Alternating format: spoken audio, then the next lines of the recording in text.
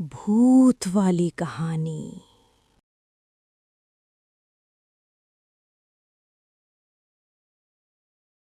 हम सब नए कॉलेज के पहले ही हफ्ते में हॉस्टल में शिफ्ट हुए थे।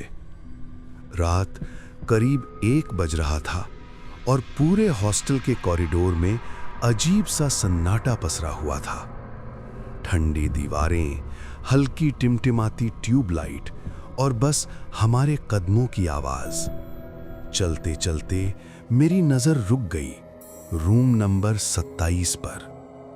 दरवाजे पर लगा पुराना बेरंग प्लास्टिक का नंबर आधा टूटा हुआ हवा में हल्का हल्का झूल रहा था, जैसे किसी ने बहुत वक्त से उसे छुआ ही ना हो। उस पल पता नहीं क्यों ऐसा लगा जैसे वो कमरा हमें दूर से ही देख रहा हो। ब्रो, रूम 27, लगता है यहाँ कोई पुरानी कहानी दबी पड़ी है। लेट नाइट ऐसे मत घूमो यार, कल लेक्चर्स हैं, सोने चलो। छोटी सी हल्की सी खामोशी, बस ट्यूबलाइट की हल्की भिनभिनाहट और दूर कहीं से आती रात की ठंडी हवा की सरसराहट। कहते हैं रूम 27 बहुत वक्त से खाली पड़ा था। पुराने स्टूडेंट्स धीमी आवाज में बस इतना बताते थे, 1 साल पहले इसी कमरे में रहने वाला एक लड़का अचानक गायब हो गया। न कोई आवाज, न कोई चीख, बस एक रात वो था और अगली सुबह उसका बिस्तर खाली। कोई ये नहीं समझ पाया कि वो गया कहाँ। किसी के पास कोई साफ वजह नहीं थी, बस टुकड़ों में सुनी हुई अधूरी कहानियां। आरव, सर, ये रूम हमेशा बंद क्यों रहता है? मिस्टर सिंह धीमे, थोड़ी लंबी सांस के साथ। मैंने भी बहुत सी बातें सुनी हैं। उस रात कुछ भी सामान्य नहीं था। हॉल में एक अजीब सी खामोशी थी और फिर वो लड़का बस गायब हो गया। रोहन की नर्वस हंसी जो माहौल हल्का करने की कोशिश कर रही हो। रोहन हंसकर यार, घोस्ट स्टोरीज मत सुनाओ, बस कोई एक्स्ट्रा मैट्रेस दे दो, सोने का इंतजाम हो जाए बस। पहली रात हमने तय किया कि हम सब नेहा के कमरे में ही सोएंगे। 3 लोग एक कमरे में तो डर भी आधा लगेगा, ऐसा लगा था।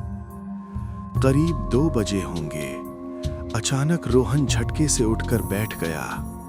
उसने कहा कि किसी ने खिड़की पर खटखटाया है। हम सब सुस्ती में घबराहट के साथ उठे, धीरे धीरे खिड़की के पास गए और बाहर झांका। बाहर गहरा अंधेरा था। नीचे कॉरिडोर में बस एक हल्की सी चलती हुई फ्लैशलाइट की झलक दिखी, जैसे कोई बिना आवाज किए वहां से गुजर रहा हो। रोहन धीमे थरथराती आवाज में, किसमें खटखटाया? शायद कोई प्रैंक कर रहा होगा, है ना? नेहा थोड़ी सख्त लेकिन आवाज में डर छुपाते हुए, दरवाजा बंद कर लो और पढ़ाई करो, सो जाओ, बेकार में दिमाग मत लगाओ। जैसे जैसे रात गहराती गई, वो फुसफुसाहटें जैसे दीवारों के अंदर से तेज होती गईं। कमरे का तापमान अचानक गिरने लगा। सांसों की भाप हल्की सी हवा में दिखाई देने लगी और तभी हमारी नजर दरवाजे पर पड़ी।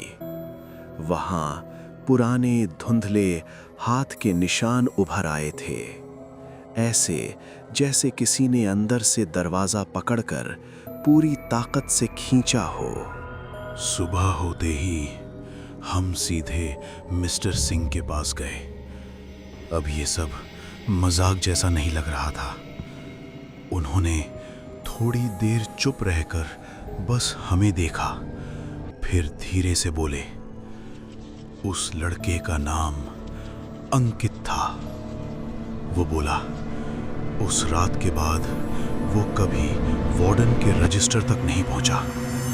सीसीटीवी फुटेज निकाली गई, पर उसमें बस एक धुंधला सा साया दिखा, जैसे कोई लेंस के सामने बहुत पास से गुजर गया हो। न चेहरा, न कपड़े, बस साया। मिस्टर सिंह, सीसीटीवी में सिर्फ वही साया दिखा और हॉल की घड़ी ठीक उस वक्त 12:31 पर रुक गई थी। नेहा चौंक कर, 12:31? वही टाइम जो तुमने रात को बताया था। आरव धीमे, भीतर तक हिलते हुए, हाँ। अब ये सिर्फ कहानी नहीं रही थी। हमने तय किया कि अगर सच में कुछ है तो हमें खुद देखना होगा। शाम को हम चुपचाप रूम 27 की चाबी लेकर उस बंद दरवाजे के सामने खड़े थे। चाबी ताले में घुमी और दरवाजा धीमी लंबी चरमराहट के साथ अंधेरे कमरे की तरफ खुल गया। अंदर हल्की सी बासी हवा का झोंका आया। कमरे में बस एक पुरानी किताब, एक खाली कप और फर्श पर खिंचने जैसे घिसटने वाले निशान थे, जैसे कोई अपने पैरों पर नहीं बल्कि घिसट पर कहीं खींचा गया हो। रोहन सर्दी और डर दोनों से कांपती आवाज में, चलो वापस चलते हैं, ये सब अच्छा नहीं लग रहा यार। नेहा धीमी लेकिन दृढ़ आवाज में, नहीं, अगर शुरू कर ही दिया है तो पता भी लगाना पड़ेगा कि यहां हुआ क्या था। मैंने धीरे से वो पुरानी किताब उठाई। उसके पन्ने अपने आप जैसे खुलने लगे। पन्नों की आवाज कमरे की खामोशी में अजीब गूंज पैदा कर रही थी। अचानक कमरे की बत्ती तेजी से 2-3 बार झपकी और फिर कमरे के एक अंधेरे कोने से एक बहुत धीमी बच्ची जैसी आवाज आई। कौन आया है? वो आवाज दीवारों से टकराकर हमारे कानों में और भी नजदीक लग रही थी। स्पिरिट की आवाज फुसफुसाहट में दोहराई, कौन आया है? उसी पल रोहन की चीख कमरे को चीरती हुई निकली। टेबल लैंप जमीन पर गिरा। एक तेज झटका, कांच टूटने और धातु टकराने की आवाज, और पूरा माहौल अचानक खौफ से भर गया। हम घबराकर दरवाजे की तरफ भागे, पर दरवाजा हमारे पहुंचते ही अपने आप जोर से बंद हो गया। मोबाइल निकाले पर कोई नेटवर्क नहीं, स्क्रीन पर बस नो सिग्नल। हम रोहन को संभालने की कोशिश कर रहे थे, पर उसका चेहरा फक पड़ चुका था। आंखें खुली हुई लेकिन खाली, जैसे वो हमें नहीं किसी और चीज को देख रहा हो। रोहन टूटी फूटी भारी सांसों के साथ, नहीं, वो मुझे बुला रहा है। नेहा घबराकर ऑलमोस्ट चिल्लाते हुए, आरव अब निकलो अभी। मैंने पूरी ताकत से दरवाजे के हैंडल को खींचा।